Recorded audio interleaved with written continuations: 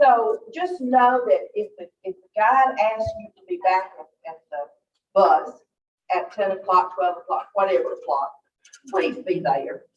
If you're gonna buy something in the gift shop, which I think is wonderful, then go ahead and buy it on the front end so that you don't get left. Because we've left people, and thank goodness they had cell phones and they could call a friend and say, where are y'all? And catch an Uber. But there's no reason for you to do that if you know going in what the deal is. So, I can't think of anything else. We do want to set back the deposit. And look, as far as I'm concerned, the registration fee is due on October the 1st. Don't mail it a day before that. Stay glued to the television. Everybody is getting their vaccine. Once everybody is fully vaccinated, then regardless of what happens with the variant or this or that, everything is still wide open and we're still done. If you, as it stands right now, there's no restrictions that I've been made aware of. If there are any restrictions, we'll certainly pass that on and let you know. You will be on an email list. Miss Amy and Miss Amy will certainly keep you apprised of anything that changes in there. But let's talk about the insurance. Do you have a thing in your packet with insurance? Yes. Okay. The post-COVID world is different. So I've never been one to, I've been doing this 32 years. I've never suggested that anybody buy travel insurance. Never tried to push it. I pretty much always just kind of considered it like stable. You know, it's something that if you need it, you need it, but then you got to jump through all these hoops to prove you need it. And you all ever had experience with travel insurance and trying to get your money, you know, on it. I tried to do my due diligence for you on looking at travel insurance companies. And what I discovered, first of all, I know anything about travel insurance. I don't know if y'all do. Anybody out here an expert on travel insurance? I wasn't, but I'm better now. So basically, if you don't get the cancel for any reason rider on your policy, you can just chalk it up because you're not going to get any money back. You'd have to have something happen to you of a medical catastrophic nature that prevented you from coming the day of or while you're on the thing. They make it sound really good, but in the long run, it ain't.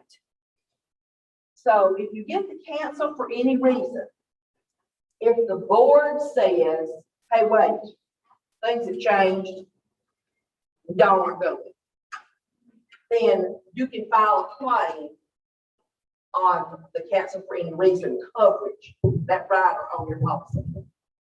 I would not get anything that did not have that. I talked with about 30 different companies. I really wanted to go with the little gal down in Fairhope, Alabama, because I like supporting local people.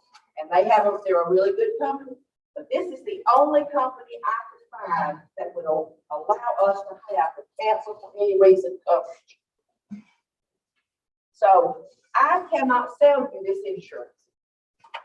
Prior to COVID, it could be figured in to the price quoted on the contract. Post-COVID, it cannot be. I cannot present to you something and sell it as a part of the package based on your fear factor. So the federal insurance regulators have said that you have to be made aware of this. You have to make a conscious decision to partake of it, and you will have to go online with a link that Amy will provide to you, and you will sign up and pay for this yourself directly to the company. I have nothing to do with it. But I'm telling you, when I looked at all of this, I now, after the COVID experience, would not present a program of travel to any group and not tell you about these. I think that if you look on here, your trip, your insurance is $45 based on the price of the quad occupancy for your trip. And you have to take it out by the time you make your last payment. Now, I thought that was by the last payment day, but it is actually, because I think you have to present them with proof of payment or something. But like, if you sign up and paid your trip in total, the day you sign up, and a lot of people do that, that would be the day that you would have to take out your insurance. If you make your registration payment and then you pay along with the schedule, I believe the last day to pay is March the 1st. That would be your last payment day and when you would get your insurance. By then, you get it before if you want to, but if you don't have it by then, you're not covered. So, any questions?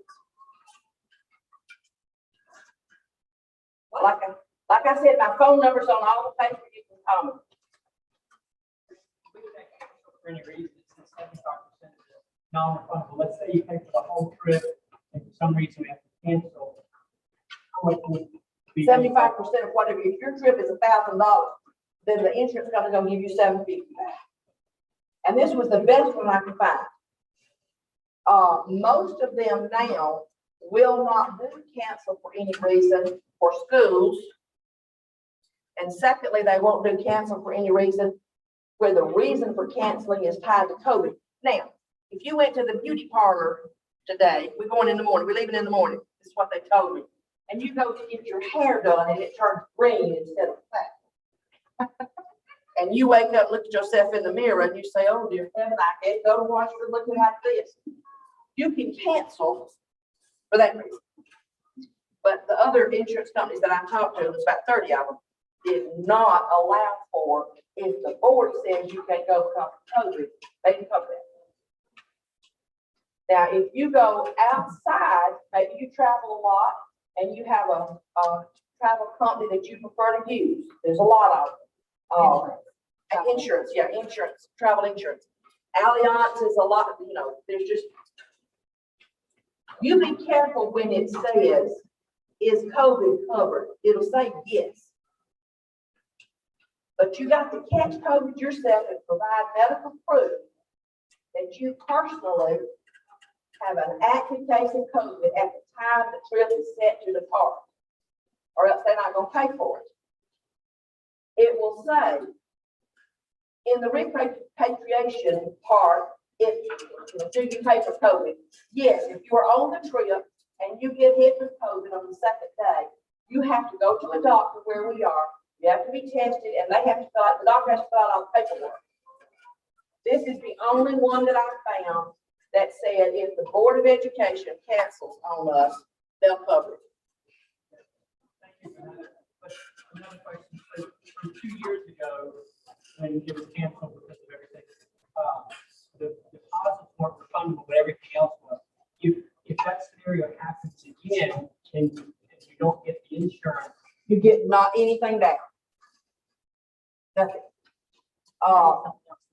In the post-COVID world, everything is changed now.